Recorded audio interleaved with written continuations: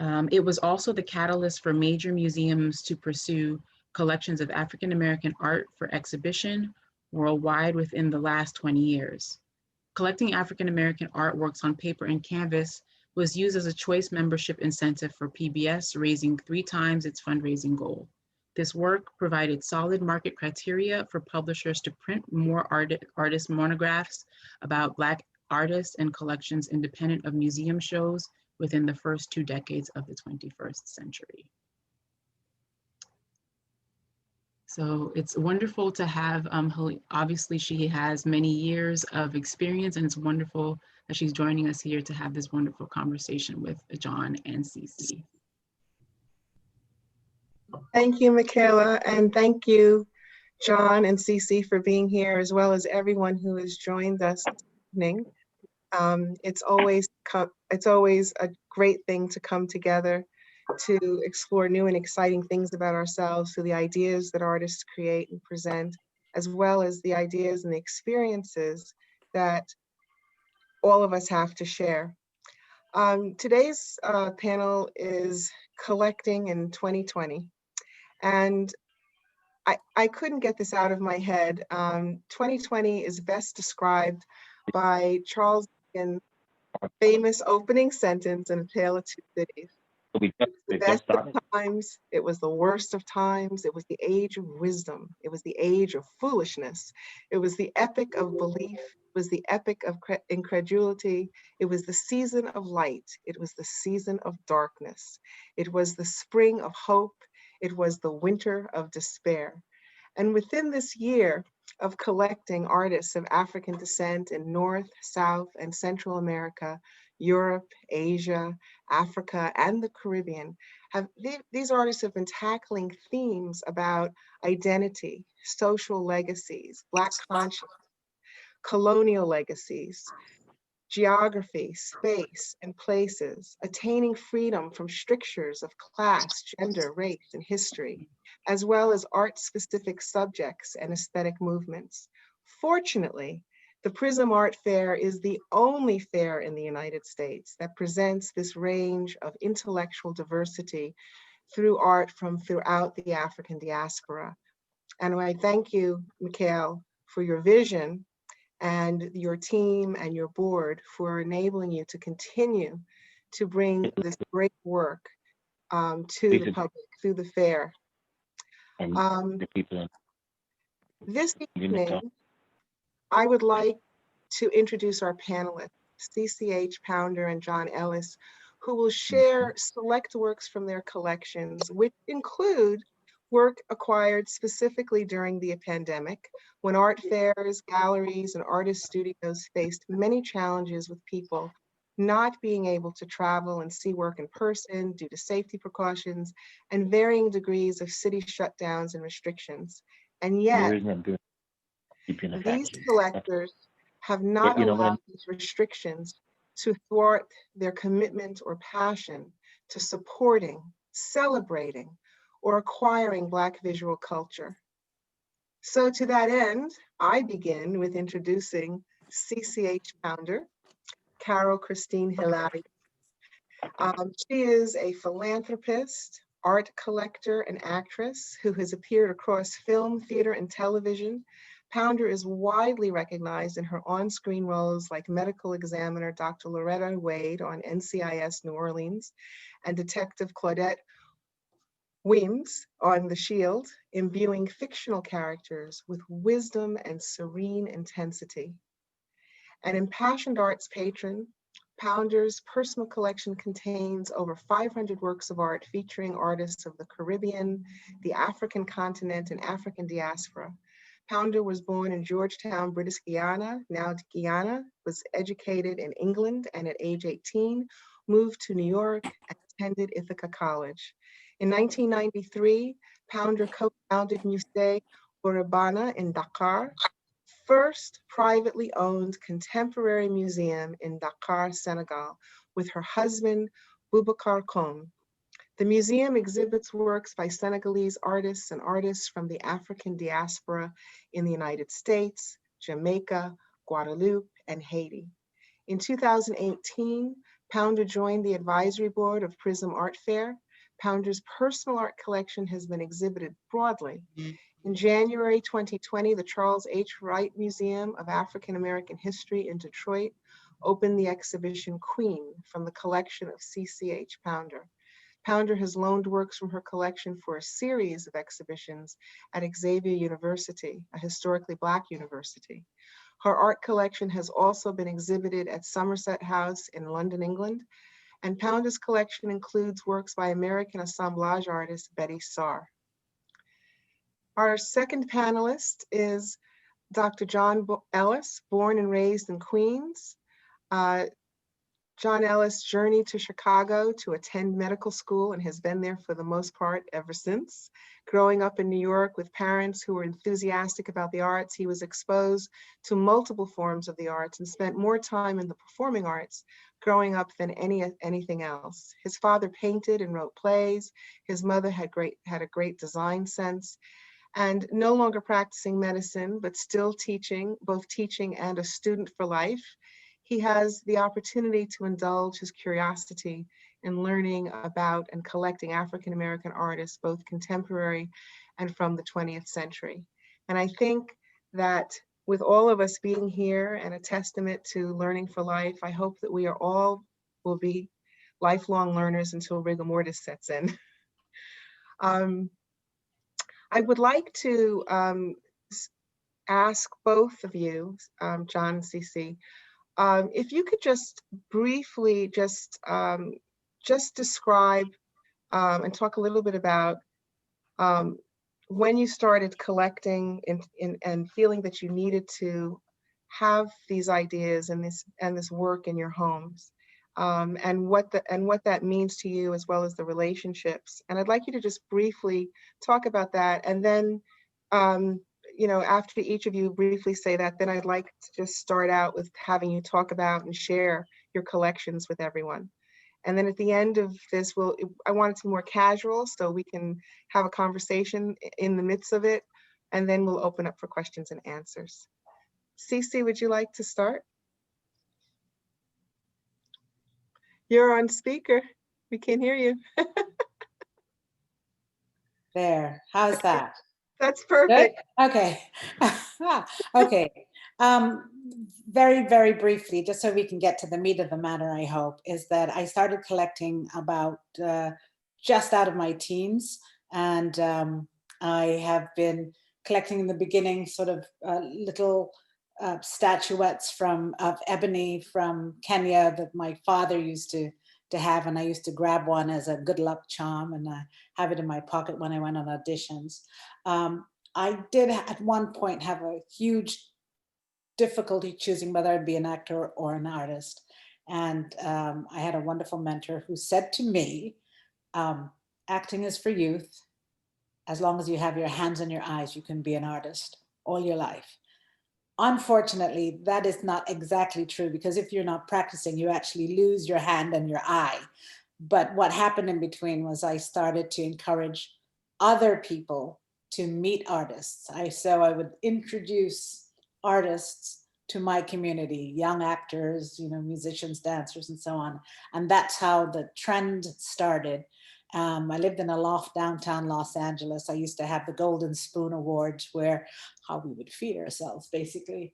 And we would have these competitions, and at the end of the competition, somebody would win the food competition, and then somebody would win a piece of art for that evening. So that was the Golden Spoon Awards, God knows how many years ago that was. I did end up marrying a gentleman who all he wanted in life was to have a museum of his own. He used to procure art for Western museums, and we went to Africa, where he's from, Senegal.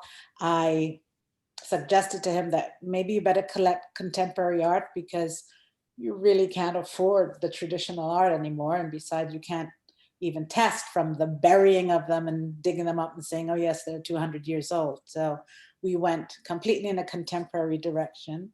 We ridiculously opened up a museum with 34 good pieces, including that of Alison Saar, who was our first international guest.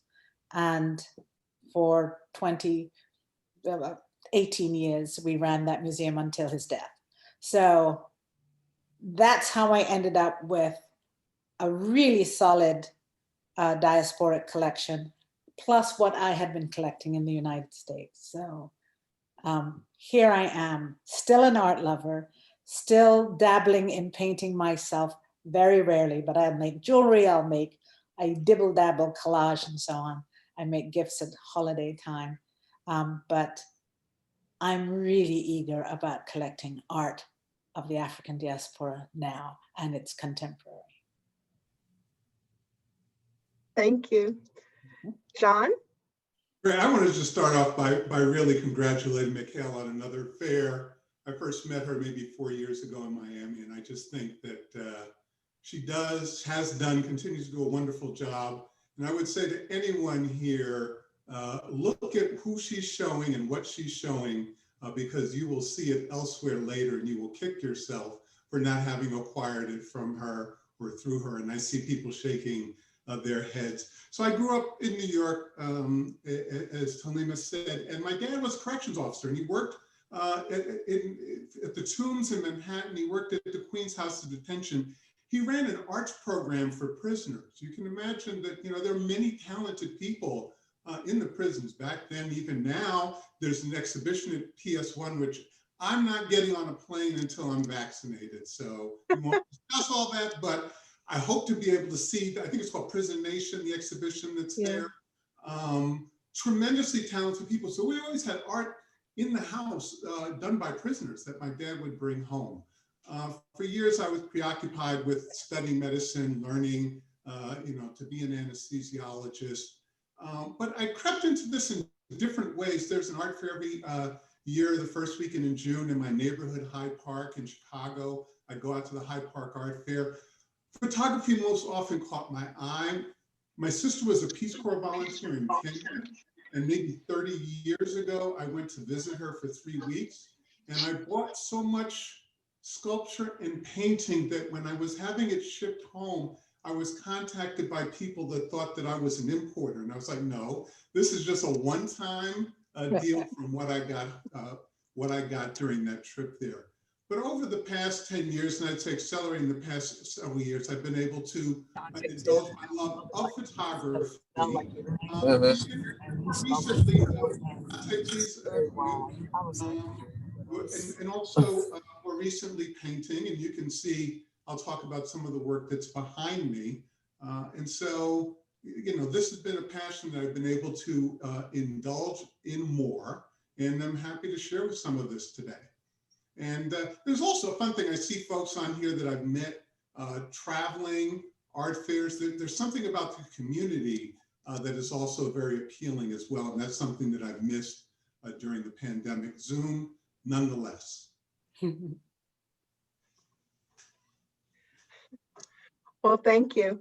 I think what I'd like us to do is to go straight into you showing the work and talking about each of the pieces, a little bit about the artist, what it is that just attracted you to the work and what it means to you. And often I know many people have relationships also. They develop relationships with the artists, and that's a part of the collecting experience for some collectors.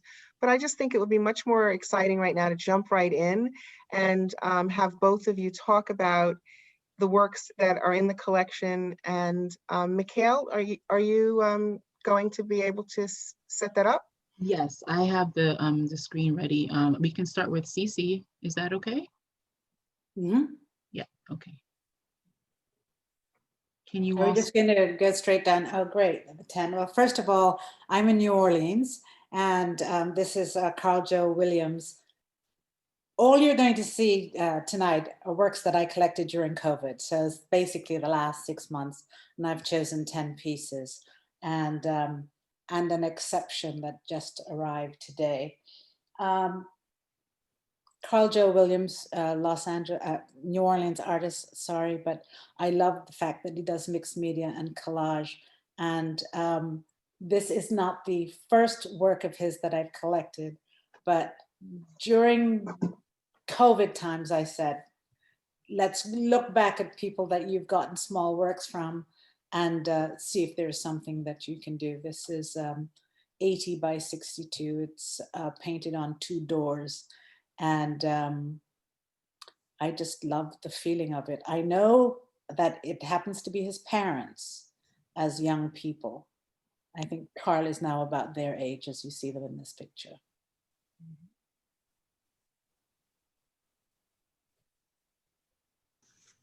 I didn't know Gordon Shadrach, Canadian artist of Jamaican heritage, I do believe. And this is sort of post-still thinking about footballers and having to shut up and just put out and not take the knee and all of these things that they were forced upon them. And when I saw this piece of Shadrach's, I think because it came during COVID time, a lot of people would think, oh, it's a mask. But in fact, I think it's a muzzle. And I was interested in collecting what I feel that art a lot of the times is our newspaper. And it absolutely reflects our times, especially if you're collecting in a contemporary field. So this was something that I felt should be in my collection in terms of if I was speaking of an overall span of art and what we're going through. And I have to say that the pieces during COVID, even though you won't see all of them today, but they were geared to what was going on in real life. Samela Lewis, who is my friend, thank you, Halima.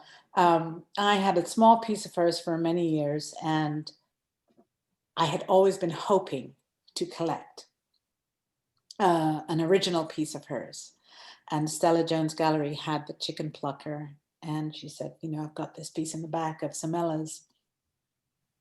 And it took a while to get her, but she arrived during COVID, so I can consider her a sort of a COVID collection. So this also reflects to, I think, what John Ellis will talk about, is that these were artists that he knew, that he wanted to collect. They were on their wish list. And Samela has always been on my list. If I have a kind of triumvirate of Artist Lane, Samela Lewis, Betty Saar, Elizabeth Catlett, but I already have her. So I was looking for those.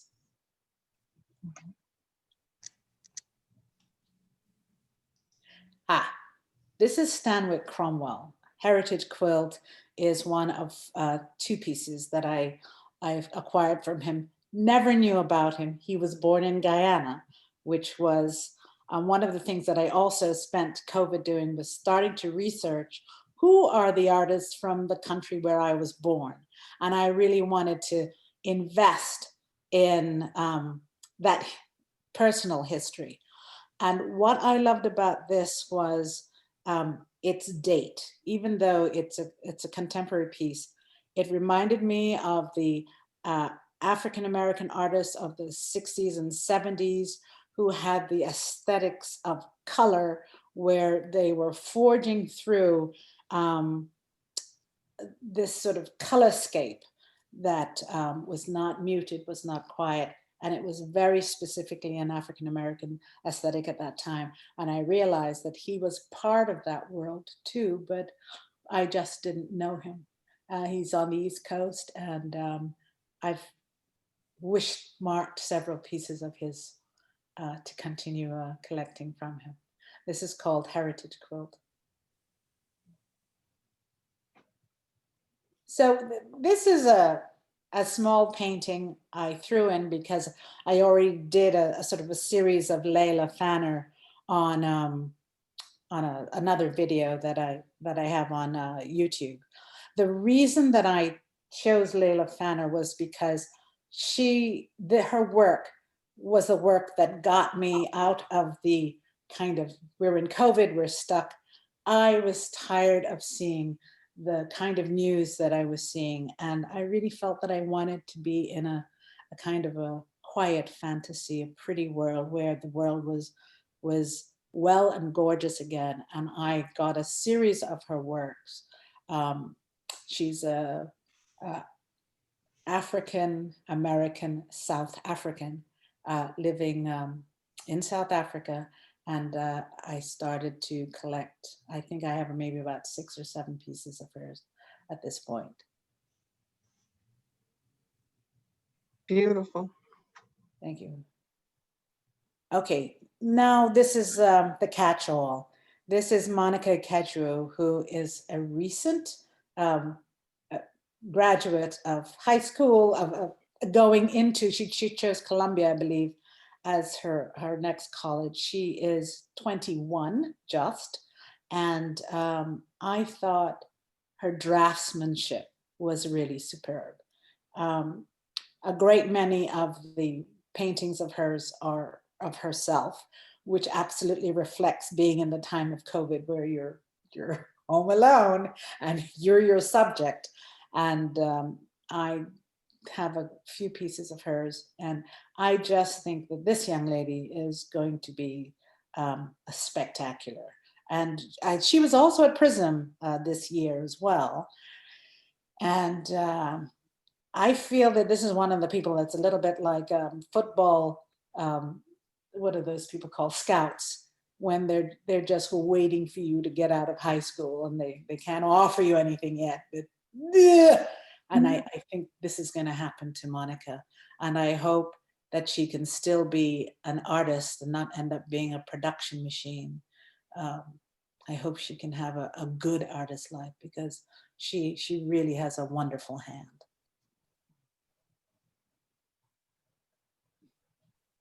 So in the vein of collecting from my country, this is a young lady whose parentage is from Guyana, but there's a couple of things that she had all together. She's an abstract artist. She's had Guyanese parentage. And I think I caught her just before her first museum show. So this was, I went on the hunt. I saw her a year prior. There was nothing available, but she had things, and I just kept in contact. And during COVID, she had a singular piece, and I said, okay, let's find a home for it in my home. And so it came with me. So her name is Teresa Cromati, Guyanese wild child, I'd say.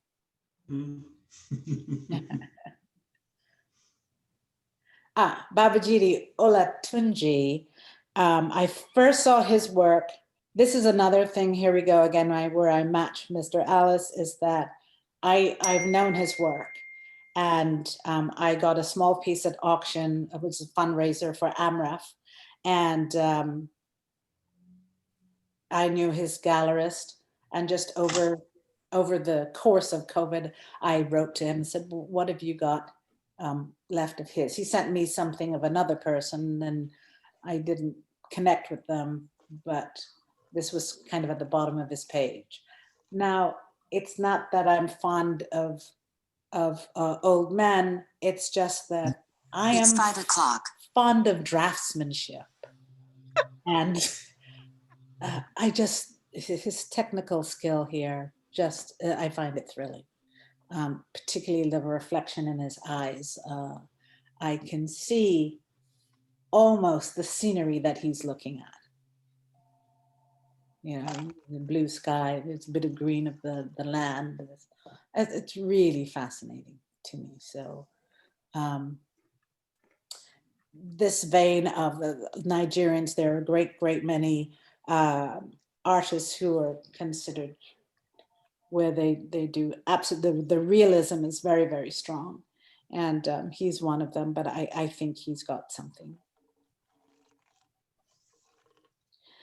So another gentleman that was at Prizm a couple years back, and I had been on a shopping spree at Prizm that year.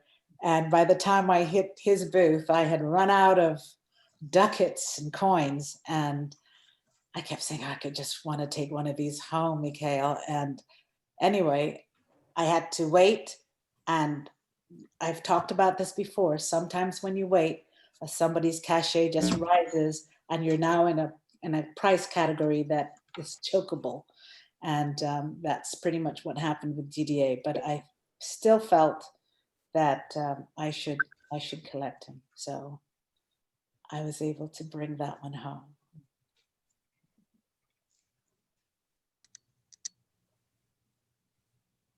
So Mr. Mesfin, I showed in my gallery. I had a gallery in Los Angeles about 20 years ago, Pounder Kane Art Space, and up the road was Masai's Addis Ababa's gallery, and we sort of exchanged some works, and Mesfin came to my gallery. I held a piece, but I have a rule that it is my customers that have to get the works first. And so the very last week, someone came in out of the blue, and the one piece that I wanted, it was like, yeah. And 20 years later, literally, there's a show in London, and I've been following it. And this was the piece I was able to get. I simply wanted him in my collection because he is a fantastic artist. And it's wonderful to see a full arc. I've known him for so long and seen his work for so long that it's just fascinating to see the series that takes off. Now, this is the series that took off, but he has others that are really, really spectacular. And there's just one other that's not on the count that literally arrived this afternoon, and it's by Alex Idoko.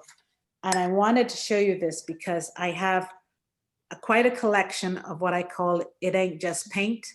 And that is just done by fire. It's just burnt work.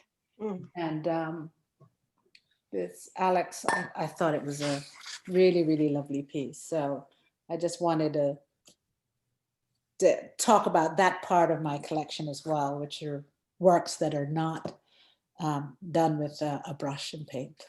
And so that's the last one. Those are the 10 plus.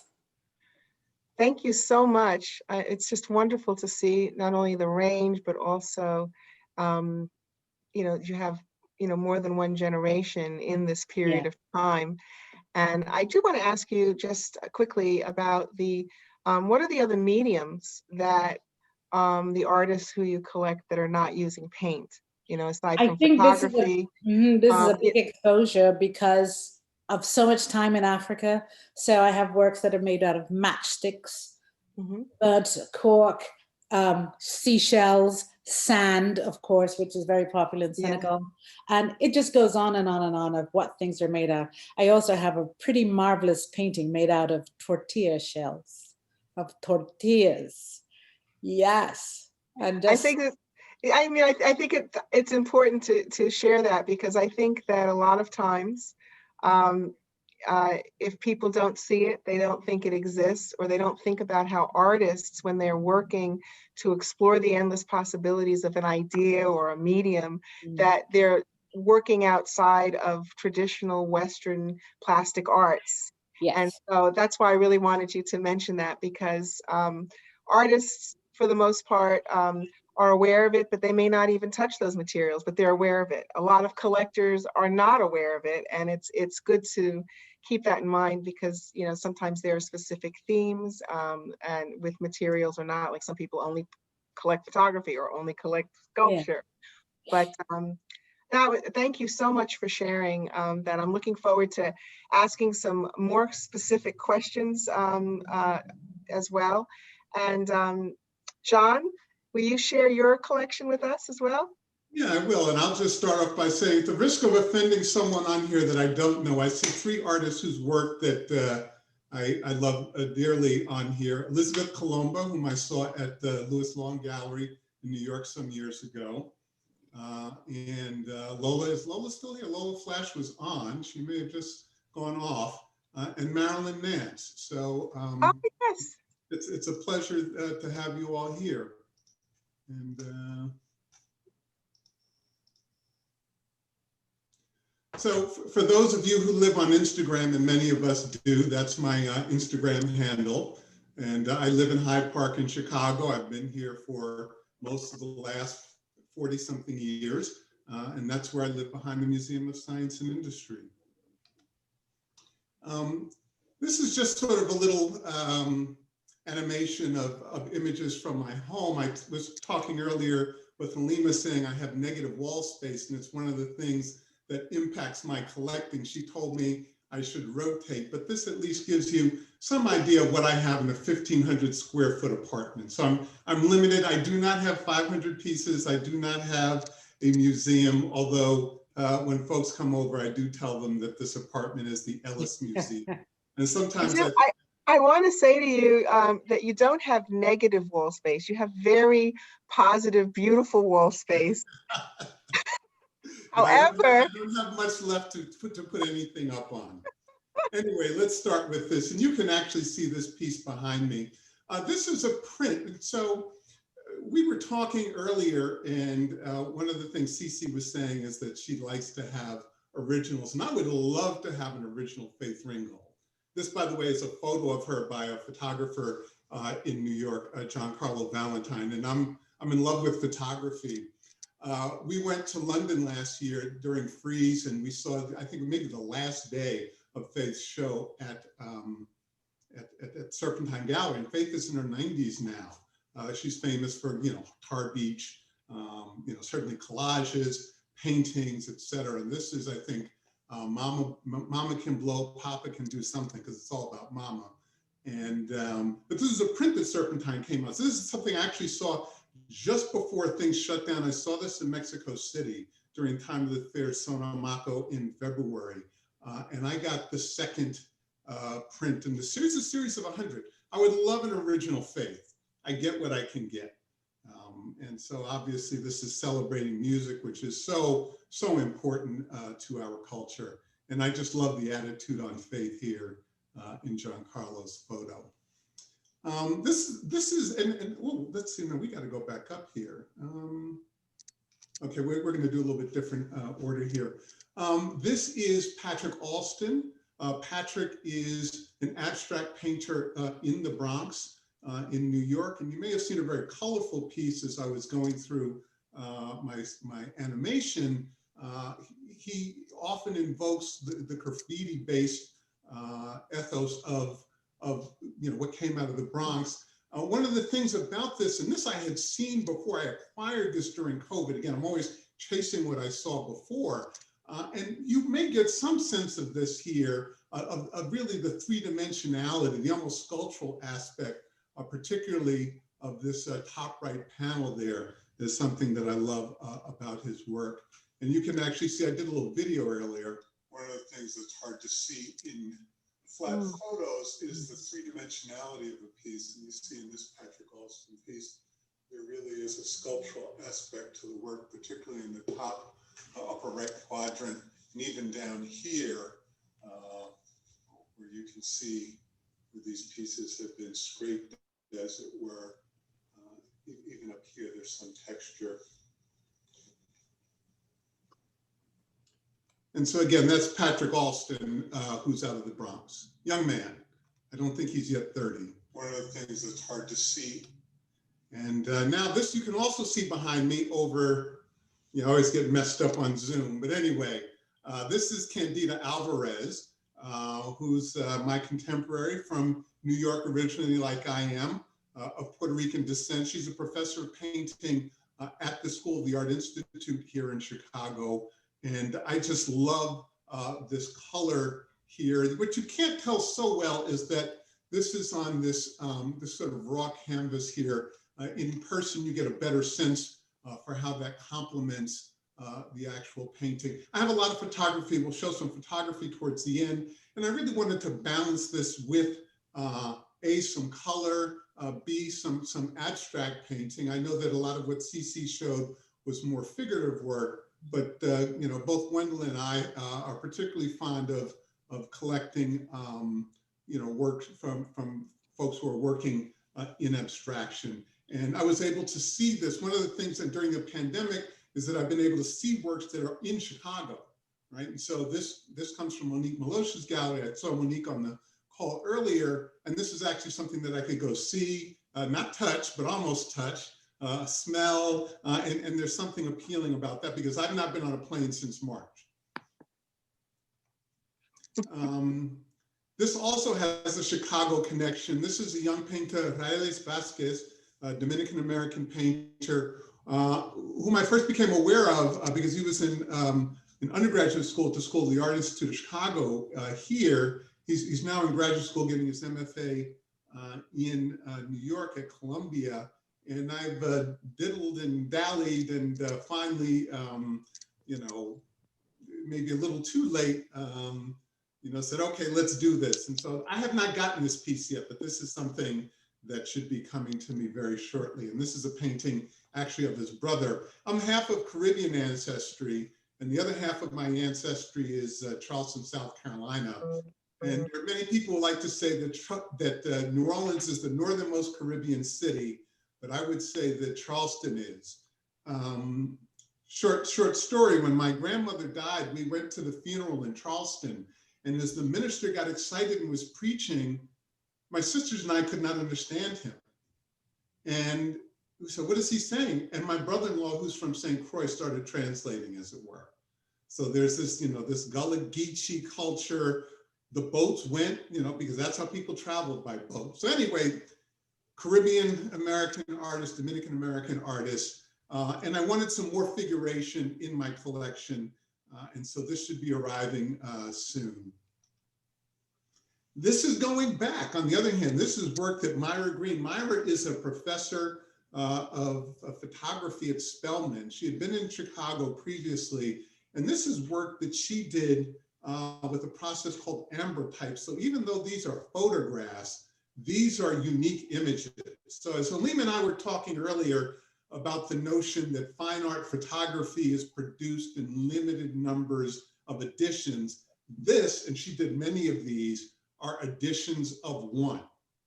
Because this is, I don't remember all the details about how this is produced. So these are made on glass, okay? And this is, she's actually interrogating issues of Black identity, of negritude. This is a process that was used during ethnographic filmmaking or photography back in the 19th century. And she's saying, you know, these are my lips as a Black woman. I am putting them front and center. And this is a wonderful series. This actually came from the Patron Gallery here in Chicago. And I'd seen these before and messed around. And in the pandemic, one day driving down Milwaukee Avenue, picked up the phone and said, you know, I have to come back in and see this. And this will be coming home soon.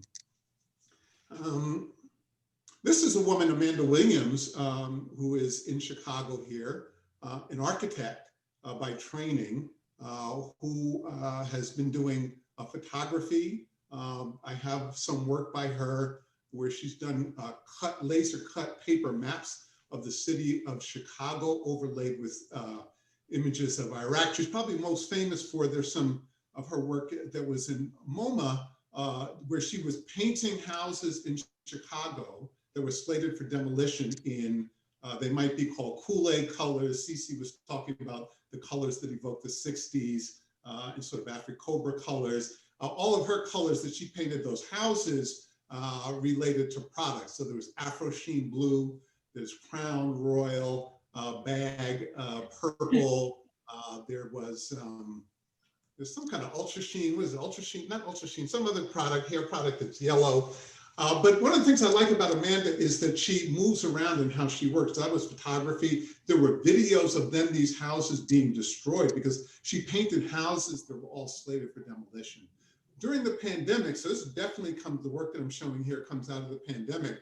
She was painting every day, and these are mostly watercolors. And these are actually fairly small. I have one back here. I'd have to unwrap it. I just picked it up the other day. And she was doing painting every day about what kind of black this is. So there's one black that is, you know, I wish a blank would black, right? There's a, you know, what kind of black is this? This is, you know, I put sugar on my cornflakes black. And this is, and this I related to tremendously. Bird watching could have caused your death black. So if we remember Christopher Cooper, who was out in Central Park bird watching and had the woman, and it's very interesting because Chris went to Harvard College, where I went to college. The woman the Karen, and that's not her name, who called the police on him, attended the University of Chicago, which is where I spent half my life. Any case, could have caused his death by complaining or alleging that he was assaulting her. So this is a watercolor that Amanda did. Each of these were done, there's a whole series of these, each of these were done in one day during the pandemic. So this is something very pandemic central that I appreciate being able to bring home. This is a piece, this is a photo that is a photo of essentially performance art. This is Jory Minaya, who's another Dominican-American artist. I think certainly raised in the Dominican Republic, may have been born in the US, as many folks do bounce back and forth. And she's really interested in interrogating issues of colonialization and sort of the stereotypical gaze that people have. And so what she has done is placed herself in these tropical fabrics in any number of environments. And this one is on the beach down, I believe, in the Dominican Republic. She had an exhibition recently at Baxter Street, New York, although this was actually a limited edition of, I think, 10 prints that were a fundraiser for Smack Melon in Brooklyn. And so this did not support her so much as the nonprofit, but something that she was engaged in supporting. And obviously, you support institutions, they help support artists as well.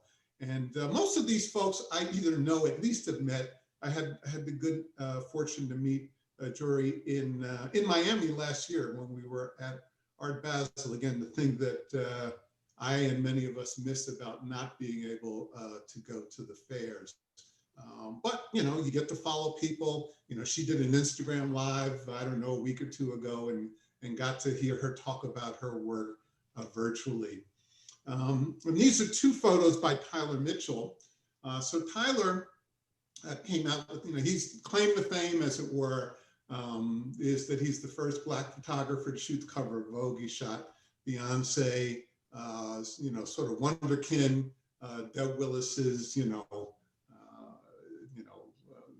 now famous student. So both of these are from a book that he published recently. The first edition has sold out, it's being reprinted.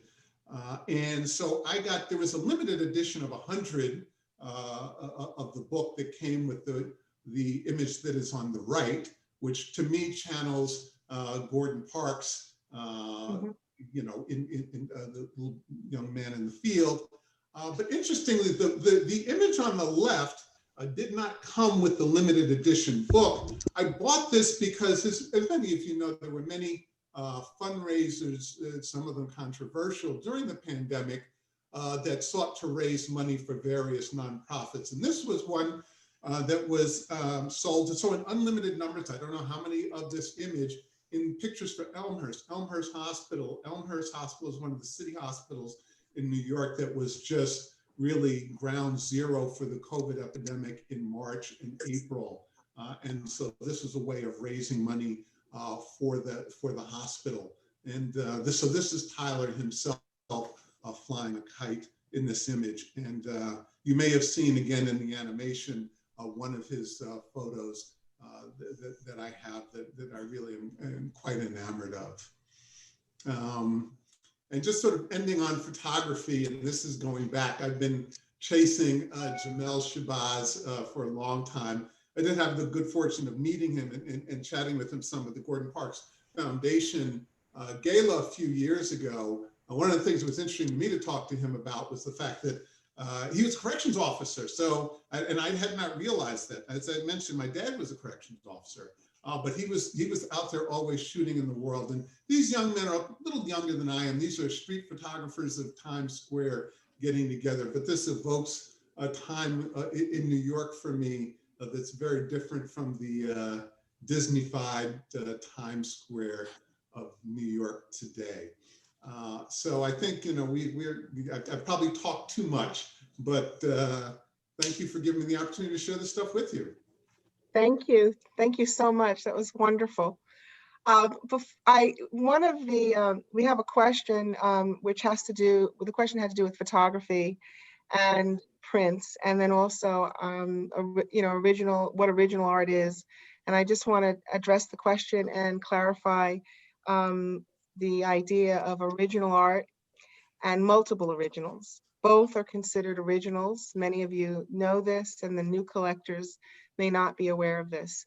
So often with original art, you're talking about a one of a kind piece of work that is sculpture or painting, mixed media, installation of some sort. And there's only one of that piece, that's it. And then you have multiple originals of art, which is fine art, and they're in limited editions. And usually that's in the form of prints. And you want to make sure that if you are purchasing a limited edition print, that it's under 300, under 350 at the max, because the lower the print, the smaller the print number, the print edition. Of course, historically, it's better if it's one in a print edition, like the amber print, or if it's 2 or 10, and many artists used to do that. When you see print editions of 1,000 or 3,000 that are in the marketplace, they are works of art, but the process includes photography in a way that making posters includes photography. And is it valuable? Yes, but it's valuable in the market that you purchased it in. So those prints will not be prints that you will find at Swan or Christie's or Sotheby's or any of the auction houses, because it's not a hand-pulled print in the traditional sense. When it comes to photography, one of the questions had to do, does it matter what number the print is? For photography, with regard to prints, most photographers are not printing more than 10 or 15 fine art prints. And if they do print more than that, it's never reaches anything like 100 or 1,000 or anything like that, because that's just the way that it functions. It works within fine art arena, and also they will indicate if it's it's a second edition of prints, if of hand printed prints. When you deal with G-clay photographic prints, they will be numbered like other hand-pulled lithographs and silk screens and etchings and things of that nature. Does it matter if you purchase 1 over 100 or 25 over 100 or 90 over 100? If that fraction, it represents the number of a number of these multiple originals, and that's the bottom part of the fraction, the higher number. The lower number on the top of the fraction is the number print.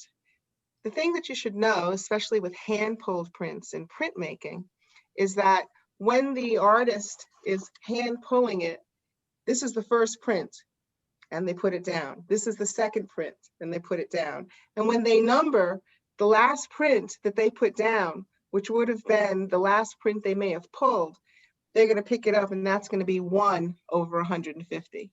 So it does not matter what that top fraction is the answer to that question, because the artists generally are not going to turn the whole stack of prints over and start on the top. So I just wanted to clarify, those questions. And then it is possible to have a one of a kind print in an edition of 1. So it doesn't have to be more than 1 to be considered an edition, like the amber type that you shared, John. So I just wanted to address those particular questions that came about from your presentation, and also thank both of you for sharing your collections. And I think what I'd like to ask both of you is, specifically in the experience of collecting for collectors, as well as the experience for art professionals, has been dramatically dramatically impacted by the advent of the art fair in the last 20 years, the growth of the art fair. It's been used to build cities. It's changed the whole ecosystem. A lot of the smaller galleries and art advisors have sort of been kicked aside because they're not able to afford all that's involved in participating in all of these fairs in the global arena. And it has, but the other side of it is it has created an extraordinary opportunity for a lot of artists, emerging and mid-career and regional artists, to have more exposure if they are in fact picked up by dealers and galleries all over the world, which it has been good for a lot of artists of African descent, whose work is being exhibited in every single fair at this point in history, which is incredible because many of them were not even being picked up or exhibited in their home cities or towns for many years. With the advent of COVID, it has inhibited people being able to go to the fairs, and the way in which you as collectors have been able to keep abreast of either new trends or new artists or to find them. Could you talk a little bit about how you've navigated any of the fairs online, how you've been able to reach out to artists and maybe set up studio visits, what those studio visits are like versus being in person, what some of the significant pros and cons and the different experiences have been as collectors in 2020, pursuing your passion. So I'll take the reins on this one. If it weren't for Prizm Art Fair, I don't think that I would have participated a great deal on the other fairs. I have really tried. As you can tell about how long it took me to get onto the Zoom, I am obviously challenged in this area. So I had a hard time navigating the kind of the assault of images in this small screen that we have on stage. So what I did do was I started with, obviously, with people that I know. Like, you know, what's this particular artist doing at this time? And we'd start from Instagram, and a lot of them would say, you know, I'm in this fair, I'm in that fair. And so you have a place to start off with. And then once I'm in, then I might sort of meander down and just go and investigate. I didn't buy anything from the art fairs online, but I clocked certain artists. What I have found is that the Black artist right now is experiencing a feasting day.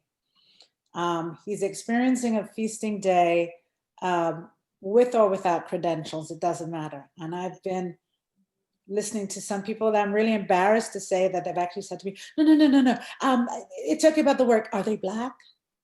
And that seems to have been the most important thing, because people are trying now to collect Black artists because we are the game in town today. Whether that person has skills for a lifetime, for half a year, for 6 months, doesn't seem to be the problem. So within our community, what I am loving is that those artists who have been there for a while are actually part of this group that gets to be seen, gets to be heard, gets to have panels, gets to talk about their work. And that, as it always is a silver lining, this is the fantastic thing that's happening there. There are artists from every single generation worth collecting. And I see that we are in danger ourselves of not deciding who's the bomb for us, because the rest of the world can very quickly figure out, well, how can I fit in this mold if I've never collected Black art before? My museum has no artists, what to do? I have to find a way now to position myself as an expert to say, well, have you collected so-and-so? And they will name names. And after a while, I actually started to see a pattern. I'm seeing the same artists coming and going, the same artists. What I try to do is ignore all of that forget about who's good, who's great. I look at a painting, I look at a piece of sculpture, and if I have a visceral reaction, I'm curious. If I have something that, oh, wow, I saw that painting and I left it alone and it keeps coming back to my head, that's my interest. I am not a collector's dream who says, in 10 years, this is going to be worth da da da. I'm the worst person for it. In 10 years, if I still love it, it's on my wall. If I don't love it so much, it goes down to the basement, something else takes its place. I love art. I love the images of Black folks, and I will try to seek it out wherever it is. And sometimes an art fair is the only opportunity to see 20 galleries at a time. And I'll try to do that. On the net, it's been difficult. I actually much more enjoy I heard about this artist, I'll look them up on Facebook, I'll look them up on Instagram, and I'll plow through, start a conversation. I've seen your work, so-and-so. And then there are incidents. I see Carol Morrissey is in our visit, and I was showing at the right, my collection was at the right, and literally the amount of time I had said, who are the artists in this sort of half a mile square? And Carol was across the street. And I roamed in and we had a great conversation and we started off a relationship that way. But still, to meet the artist, to talk to the artist, to have an idea of where they're coming from, what it is that they want to do with their work is still the most fascinating thing for me. I think that is, I just want to add to what you're saying, because like you, I share that same kind of passion for the ideas that the artists are exploring and the way that they're working with the medium, and the fact that their work represents the visual conscience of the time in which they're living. So the values and the sensibilities of our contemporary artists are really so important, and in time, they will be able to reflect upon those values in the same way that when we look at the ancient Egyptians, pharaonic Egypt, or the Mayans and the Aztecs, and what we know that's left to tell us about the values and their dreams is the art and the technology that they've left behind. And I think a lot of artists that I know, they make art for themselves and strangers. And there has been to experience. And I think, though, that to your point about the current interest specifically in works by artists of African descent, by the international art world and the marketplace and the development of this has a lot to do with the fact that a lot of these institutions have to fill the historic and aesthetic gaps of various European artists that they have, especially with African-American artists of a certain generation. They have to fill those gaps in those museum collections. And now they're looking to see who those contemporaries are. And then we have the other issue where you have these younger artists who want to jump on the bandwagon. And I think that Instagram is a great place, but I also feel that Instagram is the manifestation of Jean-Paul Descartes' cogito. I think, therefore I am. I am an artist. I am an architect. But whether they're trained or not, but they're, you can find whatever the person says they are on Instagram.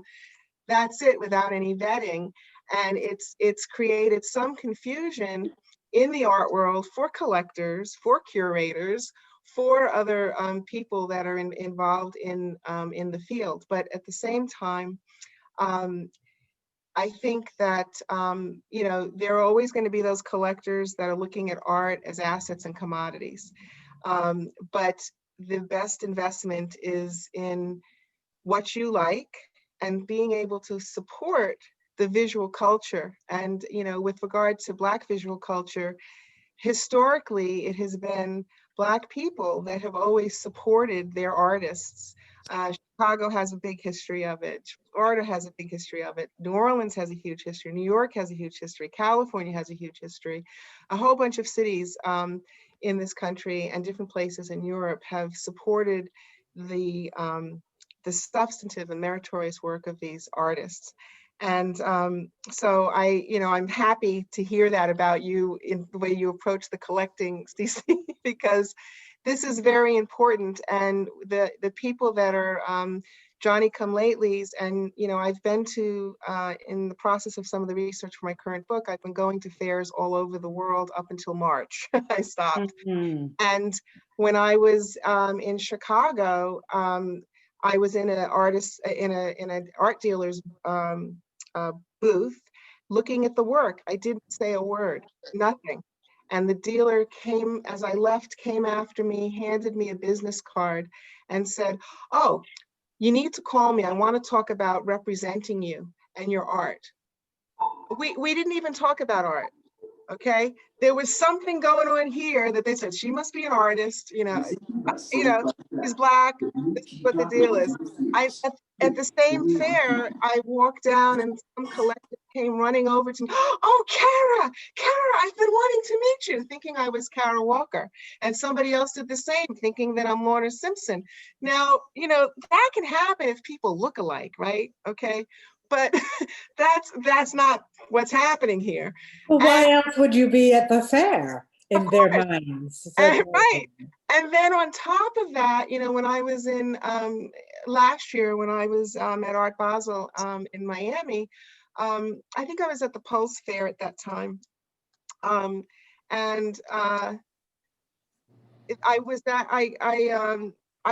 was looking at some work, but I overheard a conversation of a collector speaking to the dealer and said, "Yes, I collect Cuban art and I collect Haitian art, but I really like to collect Black artists." Language is something very, very important to pay attention to. And it also reflects the post-colonial conditioned responses, not only of artists and Black people about beauty and value and everything, but also people from other cultural backgrounds, white people in America, Europeans, wherever, about collecting Black artists, Black people.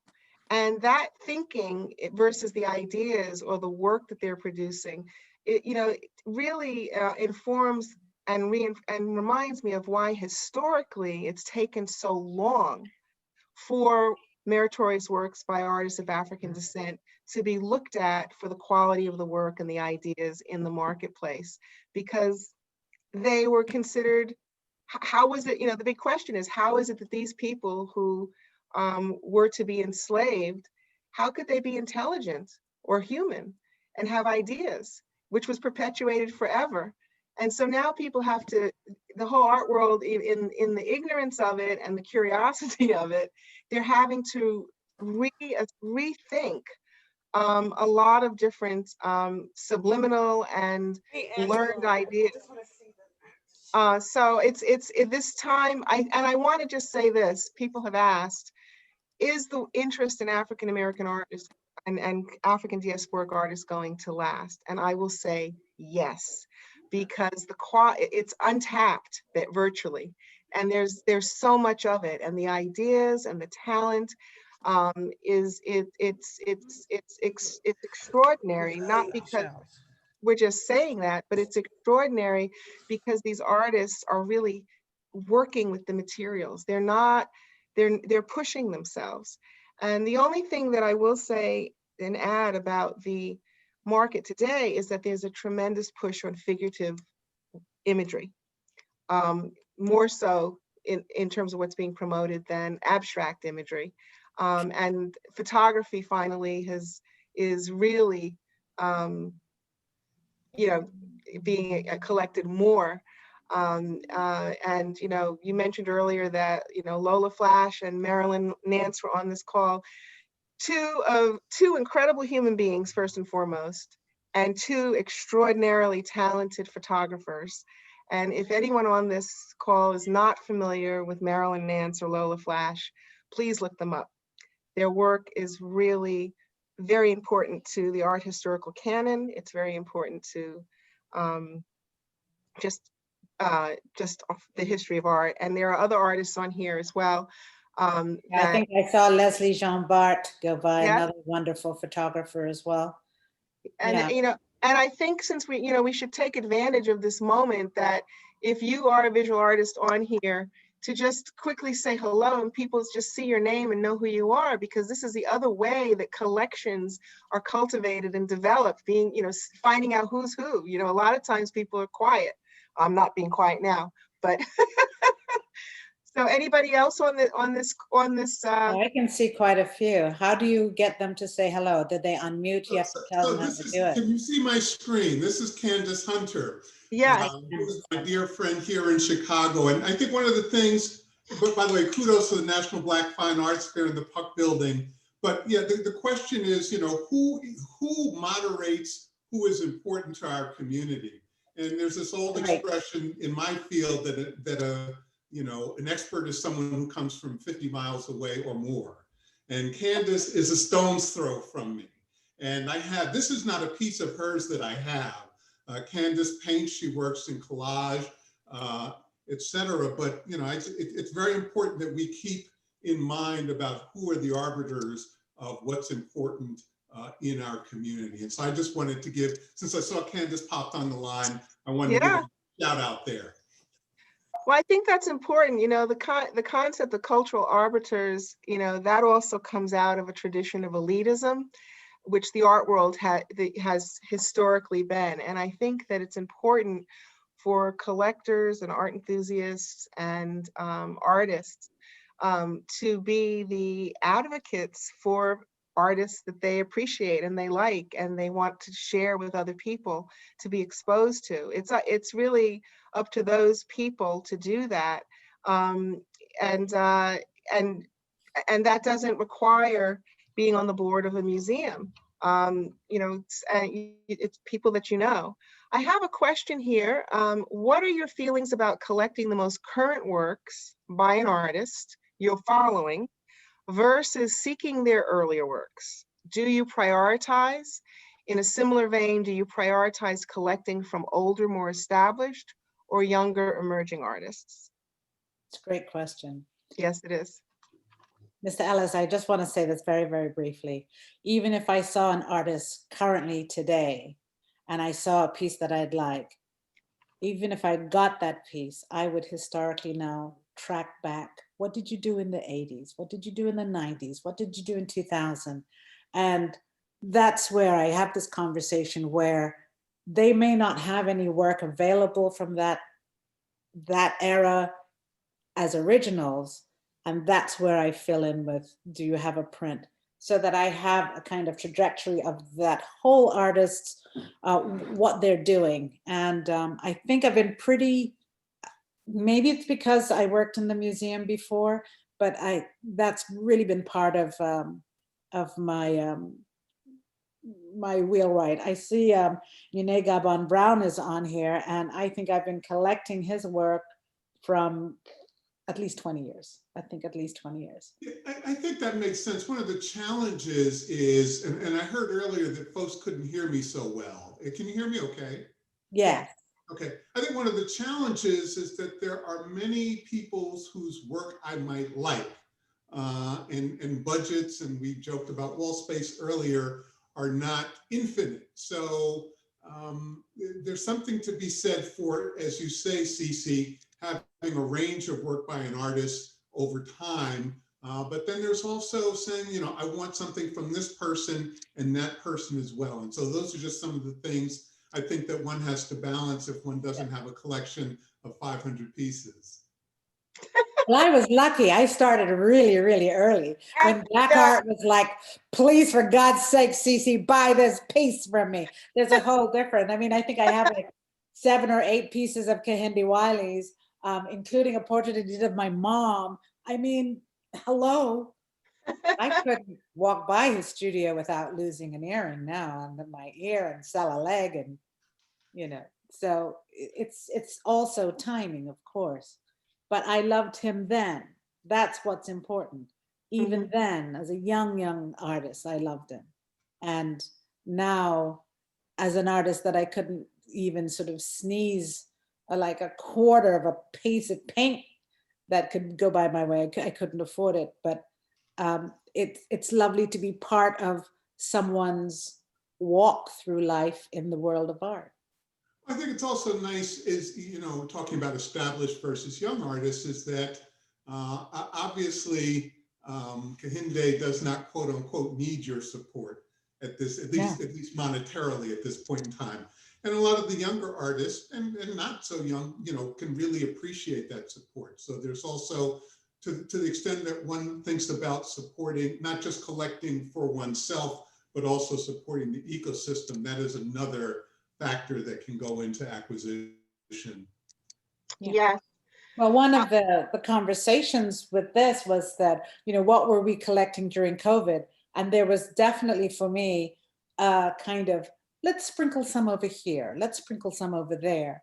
I definitely had that. I was just trying to show you as much a variety between even the elderly established artists can need some help every now and again, and as well as the young ones coming up. We don't know what positions they're in, except if they say, I'm willing to let this go at this point. What do you think? I'm calling you specifically. I'm not putting it on the market. I'm not lowering my prices publicly. There are all of these different ways that people will let you know, I need a little assistance at this point, and it will be beneficial for both of us. Yeah, right. It's some of also that important. early in the pandemic, especially, it just, at least in my experience, I would point out that, I've sold nothing that I have acquired. Someone asked the question, what are you going to do when you leave this earth? What plans have you made for your collection? And right now, my executor of my estate is my best friend, who knows as much about art as, well, he knows nothing. Oh, so no. I may have to, but he's the executor of my estate overall. And I've told him, I've listed people that he should talk to help guide him. But it's something that, as I've collected more, I think I need to go back and really rectify on how that gets adjudicated. I have to jump in. Halima, tell him absolutely. I He have has to rectify immediately. Yes. I have to say, because somebody had asked us, about advice regarding collectors, regarding their collections upon passing. Where does your collection be housed? Okay. All right. Yes, you are being a steward of the work in your possession right now. Okay. However, this is a very important thing for collectors to keep in mind. You need to think about, you've developed an expertise in your collection, and you need to think about what you want to have happen with select pieces, and you need to start thinking about it now. Nobody likes to do a will. They're all uncomfortable about it, but you need to think about where you want the work to go. Are there certain institutions, whether they're academic institutions with fine art programs and museums?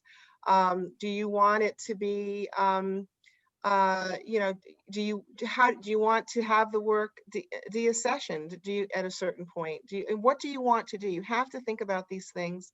It's extremely important.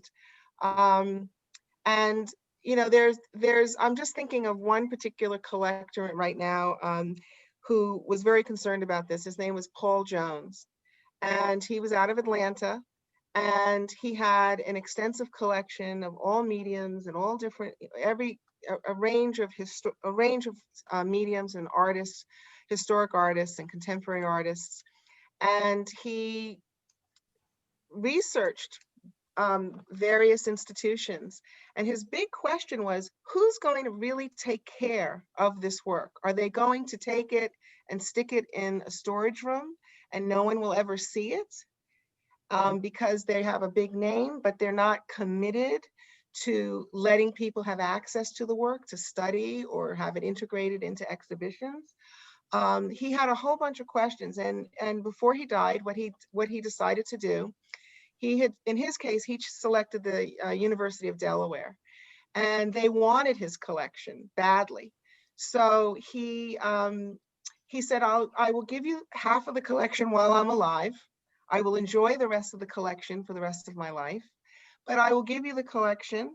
And I also need you to promise that you will exhibit or include works in the collection in exhibitions that the gallery it curates on a regular basis. And I want you to create 2 faculty positions and expertise in African American art, which was what his collection was.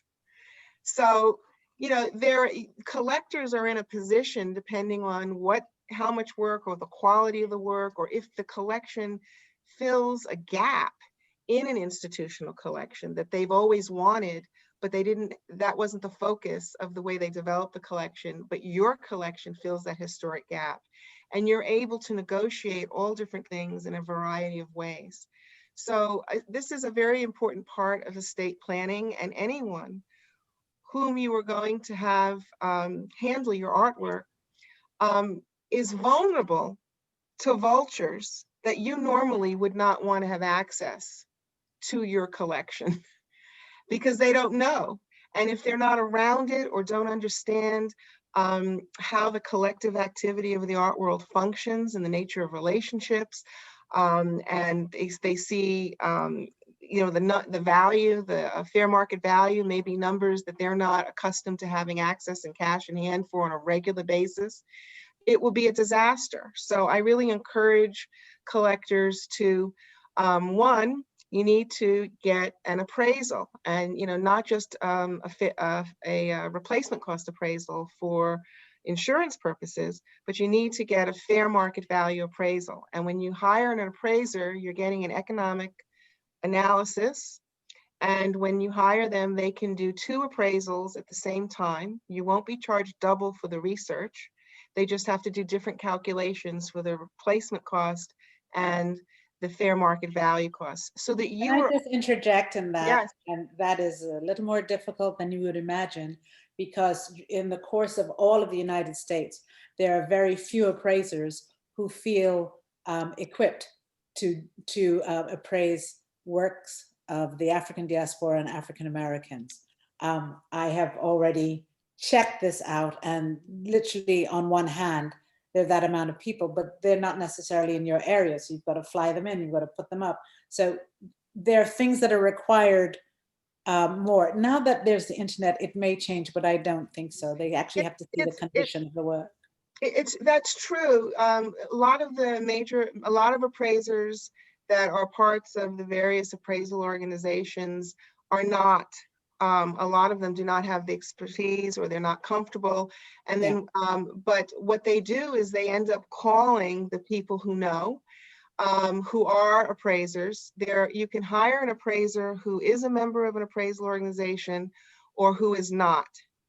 You don't have to be a member of an appraisal organization to be an appraiser. What you have to do is have expertise in as an art professional, and you have to be USPAP compliant, Uniform Standards Professional Appraisal Practice. Every 2 years, 2-3 years, people have to, if they're an appraiser, they have to do this federal compliancy exam on a regular basis. And this is designed to protect the collector as well as the appraiser and the marketplace. And the reason for this USPAP compliancy, it's not a certification, it's a compliancy, is that in the 1980s, everyone here, I'm sure, has heard of the savings and loans crisis. Part of that savings and loans crisis had everything to do with appraisals, because people were appraising work based on their opinion, because appraisals are supposed to be professional opinions based on knowledge about the market. But because of USPAP, the appraisal values must have specific number of comparable analyses, comps from different auctions and galleries, even artists who may not be with dealers and never shown at auction. If they have receipts of what they sell their work for, that becomes a value that's integrated into the appraisal. But the point I want to make about the savings and loans crisis in the 80s was that these appraisers were making value judgments and creating numerical values for work based on how much they appraised the collection for, and they would take a percentage from the appraisal value. So if the collection was $500,000, they were taking $50,000 as their fee. And this is unethical. So the USPAP standard forces appraisers to be objective and to provide, to substantiate where they're getting their values. There's a specific format in which these appraisal documents need to be written. And your fee structure is totally separate. You're getting an economic analysis, and the fee structure can range for what it would cost for an attorney or a CPA or a good accountant. They vary in their price and everything. So that's important to keep in mind. And the most important thing is now trying to find the expertise. There are quite a few appraisers who have been appraising African diasporic art and African American art for more than 30 years. But a lot of them they have been members of appraisal associations and have decided to no longer continue to be members, and they still practice, or they choose not to be a member of the appraisal associations because a lot of the stuff that happens in those associations doesn't support their practicum. But you're right, they are few and far between. I've done that much. I've got my appraisal recently. So on to the next thing that I've been tasked with doing. Thank you, Halima. Sure. And during, I'm looking at some more questions.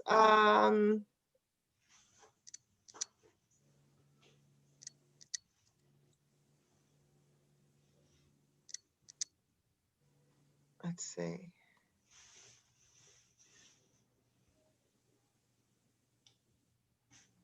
Can we help you? Yeah, I'm looking. Yeah, I'm trying to find some more questions on here. Do you have any?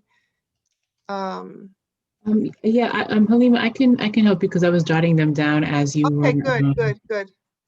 So one of them was this was from Yvonne Bino. She asked for recommendations for novice collectors who live outside major cities and don't have relationships with galleries or artists, particularly finding emerging artists. That was one question. Well, I like that question because during COVID, it's almost like you've got so few choices, so that to go to those different social media arenas, if you see something, it doesn't mean that you've got to buy it right away, but it can certainly start a dialogue with that artist and what they've done before. And, if you're uncertain, why not try I really like what I'm seeing. I don't know if I like it when it's in my hand. Could I have it for 2 to 3 months? I could pay for it. Could I send it back? Try to make some kind of connection with that artist who says, well, at least it's going to be shown in somebody's home for 2 or 3 months. It'll be there. It's paid for. If she doesn't like it, she can send it back. Now, that's really hard for an artist who may have a tendency to, well, I already spent the money and it's not going to come back. There are all those things. But it's worth having a conversation just so that you get to know that person and feel comfortable enough to go the next step. I don't know what the city is, but most cities have some sorts of arts organizations, museums, etc., that one can affiliate oneself with. Obviously Chicago's a big city, so there are lots of choices, and certainly in other large cities. But I want to know, what are the institutions in town? In Chicago, you have institutions on the South Side, and in the greater city as well. So, there's going to be a community of people who have an interest in artwork that you might seek to affiliate yourself with.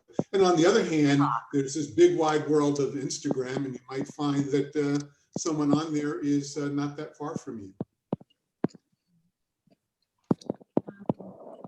So another question was, I have a question. Is it better to procure an earlier print or later? Oh no, I think you answered this earlier, Halima, regarding the prints, right? Mm-hmm. The other question was from George Fishman. What are your feelings about collecting the most current works by an artist you're following versus seeking their earlier works? Do you prioritize in a similar vein? Do you prioritize collecting from older, more established, or young? You talked about that too, right? Didn't you? Yeah. We went through those questions. Okay. Those two.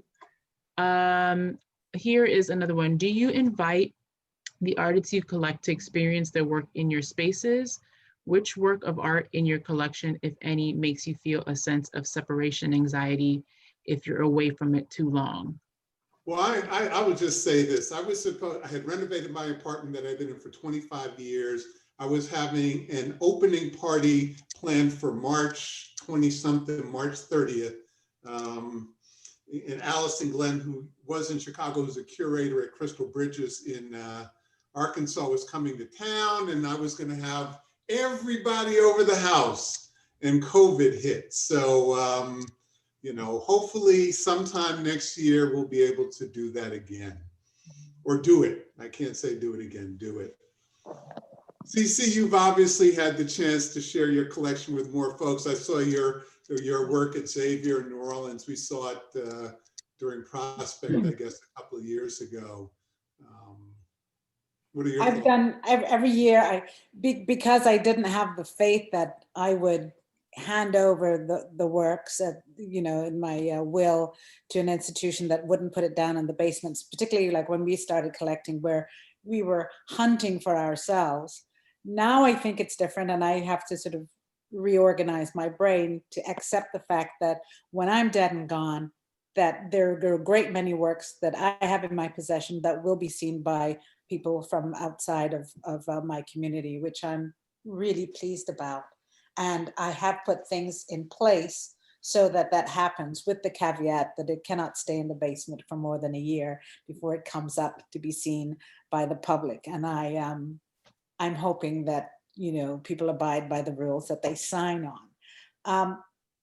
In a different way, I have always shown the art. I've always sort of had an open house. You come to my house, we'll have tea and talks, invite a few of the artists that I've collected, and they will talk on the work. And I've always been doing that. It's a way to expand people's love of art, for them to enjoy what we're talking about. And as I said before, I really feel that Black art in particular is a newspaper. And I always think of those African women in Africa where they have the wonderful wax prints, and on the print is the event of the month or the week, you know, like the midwives or whatever.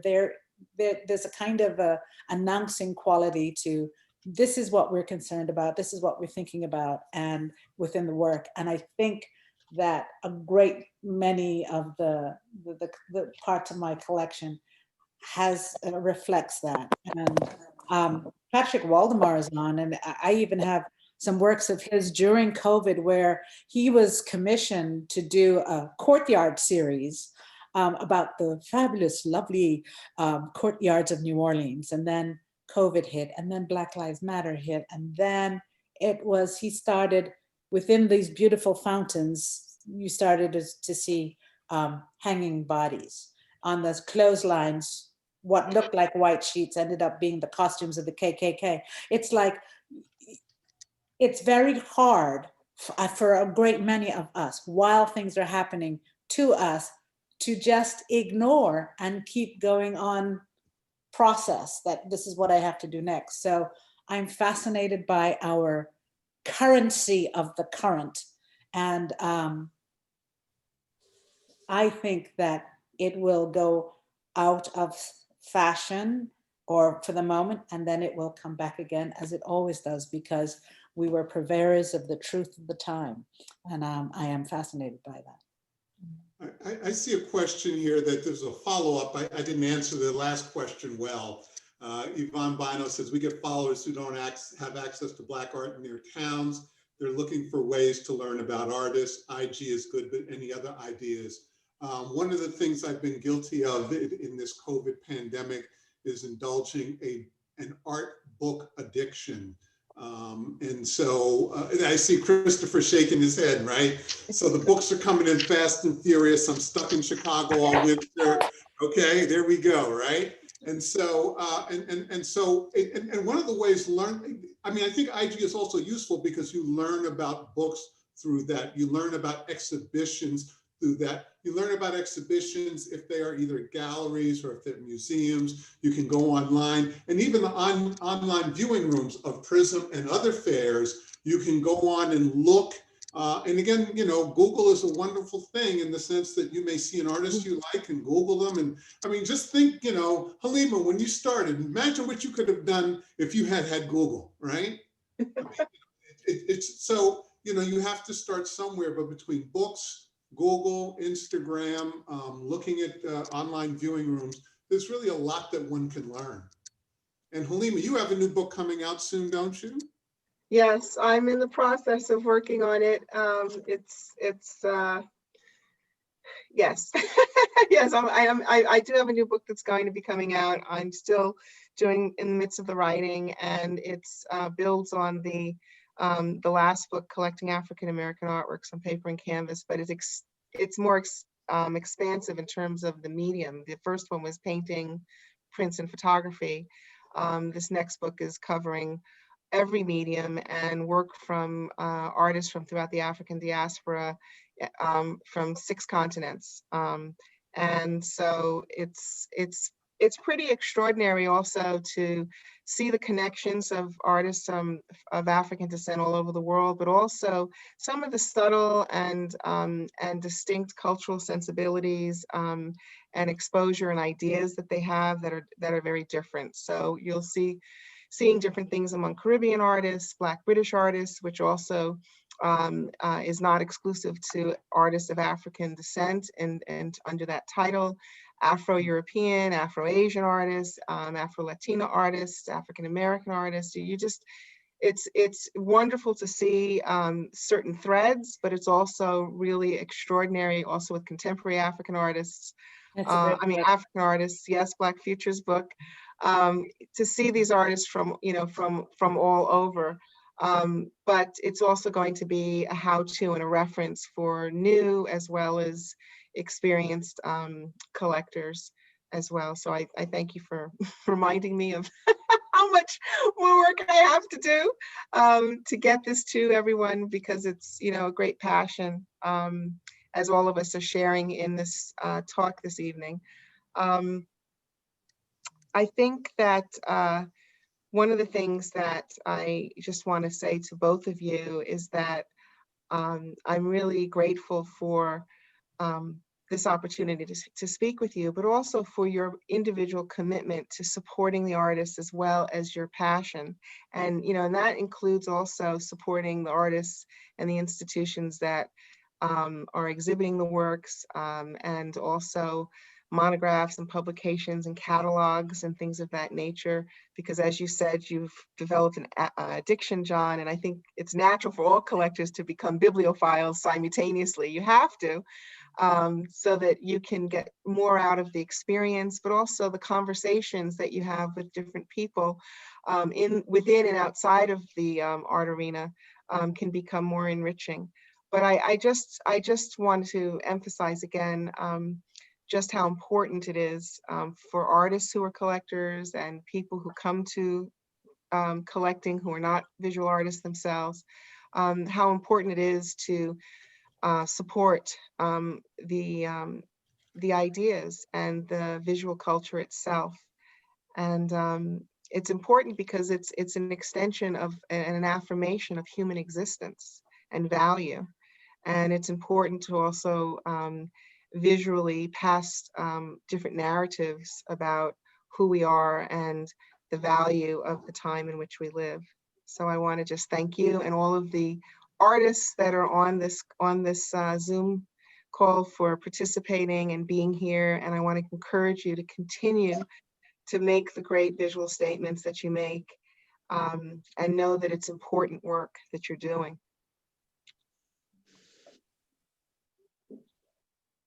I hope everybody's minds are full. Mine is completely filled with the information that John, CC, and Halima shared today. I saw many of you taking notes, as was I.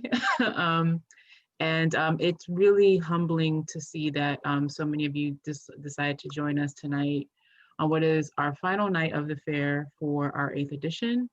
I'm excited to host subsequent fairs in this digital format. I think it worked out very well this year. I hope that the artists who participated found value in the work that we did on their behalf.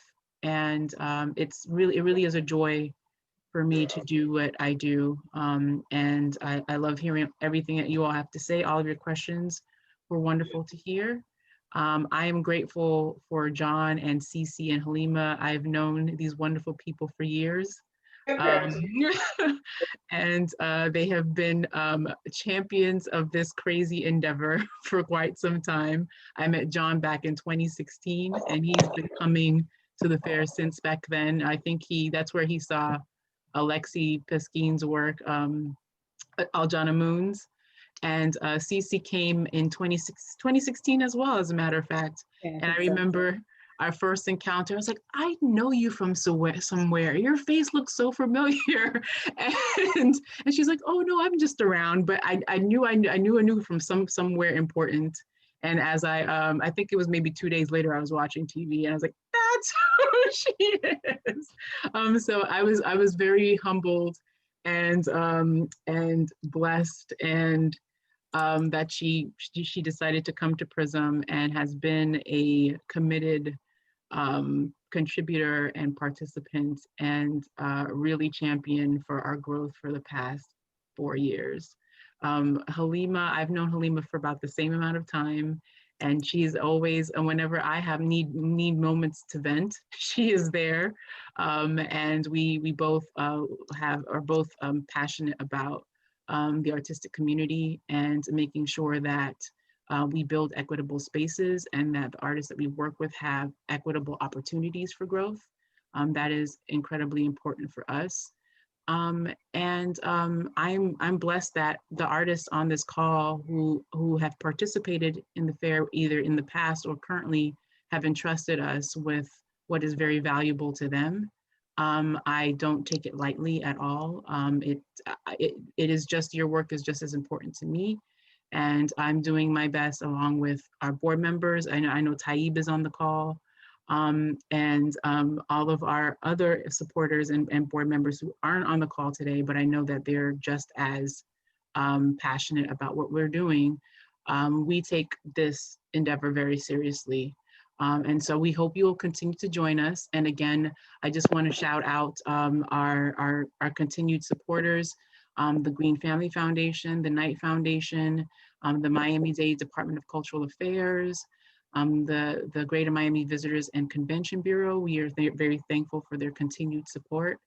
And I hope you all have a wonderful holidays. Happy winter solstice. I hope the energy of Saturn and Jupiter coming together will give you some extra energy and help us get rid of whatever this year was, and we can propel into 2021 with more positive energy. So please be well and have a wonderful evening. Thank you so much. And I hope to meet all the artists at some point. I think we'd love to meet you all. Yes, we can do that, Mikhail. It'd be really nice that we interact on another level. Absolutely. I have actually saved the chat. So what I will try to do is I have the registration from this event, so I will try to connect everybody on an email, and you all can mingle and connect at your free will. How does that sound? Don't sleep on Prizm. This is the work that Mikhail was talking about, and you know, by Alexi Peskine, should have gotten it from her. Don't sleep on Prizm, everybody. All right. Beautiful. Beautiful. Yeah, that's one of my favorite photographs. Oh yeah. Saw it there first. Mm-hmm. Right. So have a beautiful evening, everyone. Thanks so much for joining us. I really appreciate it. Thank you so much. Thank you. Thank you. Thank you all. Bye-bye. Bye. Bye.